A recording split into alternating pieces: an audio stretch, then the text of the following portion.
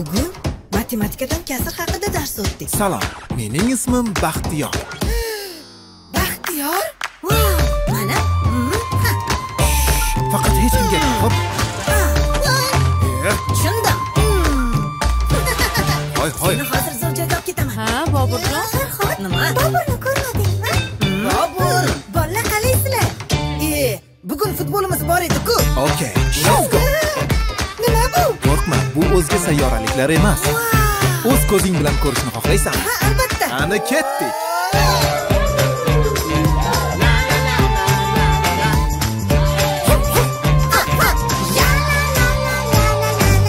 Rus tili darsidan yordaming kerak. Qalpoq qilib tashiyman. Nachili. Baxtiyor, ingliz tilini o'rgat. Okay, my friend. Go. Baxtiyor, matematikadan qiynaldim. Istasang kombinatorik uslubini o'rgataman. Nima? Kombinatorik uslubi? Baxtiyor, uyg'on. Nima? Kim u? Qani? Uyquni ham beliga tepdinglar. Shunaqayam ko'p uxlaydimi? Meni professor desanglar ham bo'ladi. Bobur, kitoblardan ehtiyot bo'lib foydalan o'g'lim. Xo'p bo'ladi oyijon. Baxtiyor bizga o'rgat. Xo'sh. Endi bildim. Kerakli besh. Nima? Qani Yulduz? Qizimmisan? Bilmadik. Yo'q, bunday. Tushundim. Rahmat. Nima qilyapsan, og'ayni? Gullarni ko'zdan kechirayotgandim. Menimcha ularning ahvoli yaxshi emas. Nimaga yaxshi emas? Menimcha juda yaxshi. Yo'q. Ularning ko'rinishi qandaydir g'alati-da. Ana barglari yashil. Gullarning rangi o'zi shunaqa bo'ladi-da. Yo'q, gullarning rangi bunaqa bo'lmaydi. Mana barglari sarg'ayishni boshlagan. Tuproq ham quruq. O'zi oxirgi marta qachon suv quygansan? Bilmadim, esimda yo'q. Ana xolos. Bu qanaqasi bo'ldi? Sen o'zi gullarni nima uchun o'stirayapsan? Bilmadim. Ana, nima uchun gul o'stirayotganini ham bilmaydi bu. Ha, nima qil deysan? Agar gullarni parvarishlashni xohlamasang, ularni bu yerda qiynama. Ularni yerga ko'chirish kerak. Ona tabiat gullarga sendan ko'ra yaxshiroq g'amxo'rlik qiladi. Bularni nima qilish kerak? Sen bularni yerga ko'chirib o'tkazishing kerak. Ha, mayli, kechki payt ko'chirarman. Ha, mayli. Kechgacha men ozgina mizg'ib olaman.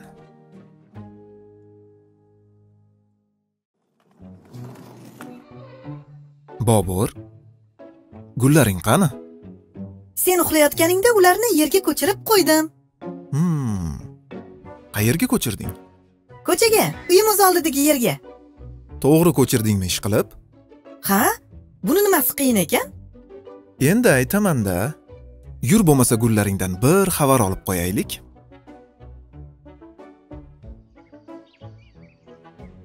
Bular nega bunaqa bo'ldi ekan-a? O'rgildim sendagi bog'bondan. Bundan ko'ra gullar tuvakda turgani yaxshi edi. Bular nega so'lib qoldi? Men senga kechki payt gullarni birga ko'chiramiz degandim. Sen esa shoshib-pishib ularni ko'chirib qo'yibsan. Yo'q, o'ldirib qo'yibsan. O'zingda uxlayverding. Men senga bekorga kechki payt demadim. Buning o'ziga yarasha sababi bor edi.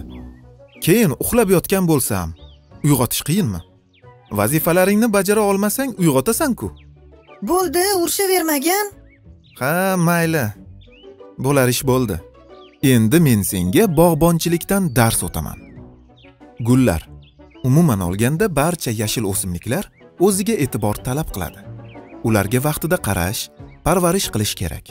Bilasanmi nega gullarning ba'zi bir barglari sarg'ayadi? Yo'q. Mana bu gullaringning barglari ham sarg'aygan edi. Ana qaragin. Ha, ko'rdim. Nega bunday? Gullarning barglari sarg'ayishining sababi shuki, ular doimo o'sadi va o'zidan yangi barglar chiqarib turadi. Eski barglari esa ular uchun keraksiz bo'lib qoladi. Qurigan barglarni esa olib tashlash kerak. Chunki endi ular gulga foyda keltirmaydi. Nega gullarni kechki payt ko'chirish kerak? Boya aytgan eding-ku. Gullarni tuvakdan yerga ko'chirib o'tishda ba'zi bir qoidalarga amal qilish kerak. Tuvakdagi gulni birdaniga yerga ko'chirilmaydi. Avval gul yangi joyga moslashishi kerak. Chunki bu gul xonada, ya'ni xonaki sharoitda yashagan. Shuning uchun gulni tashqariga, quyosh nurlari to'g'ridan-to'g'ri tushmaydigan salqin joyga vaqtincha qo'yib turish kerak. Gullarni kechki payt yerga ko'chirish kerakligini sababi, kunduz kuni gullar uchun juda issiq bo'lishi mumkin. Agar quyosh charaqlab chiqib turgan paytda gullarni yerga ko'chirsang, hali yerga moslashib ulgurmasdan quyosh nurlari ularni nobud qilishi mumkin. Bekordan bekorga gullarni nobud qilibman. Ha, mayli, hech qisi yo'q. Endi bularni nima qilamiz? Endi senga jazo qo'llaymiz. Qanaqa jazo? Har bir o'ldirgan guling uchun o'rniga 2 tadan gul ekasan. Xayriyat-e, nima ekan debman. Ha, topdim. Do'stim Farhod ham uyida gul yetishtiradi. Juda ham ko'p gullari bor. Tezroq olib kel unda. Men ungacha bolajonlar bilan gaplashib turaman.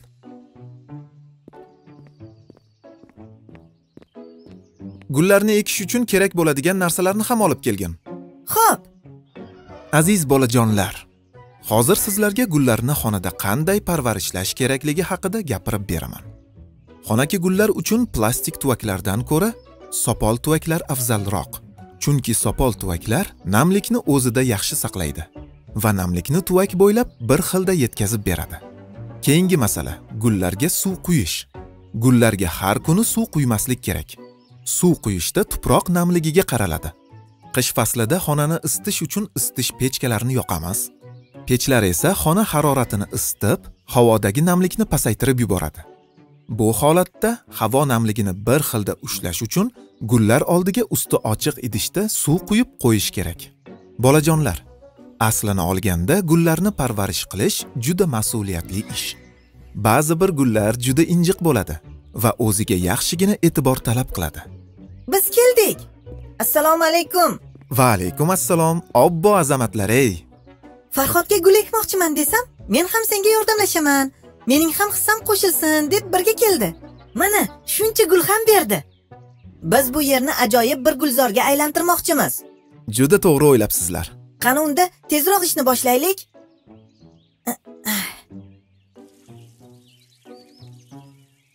Ana bo'ldi. Juda chiroyli chiqdi.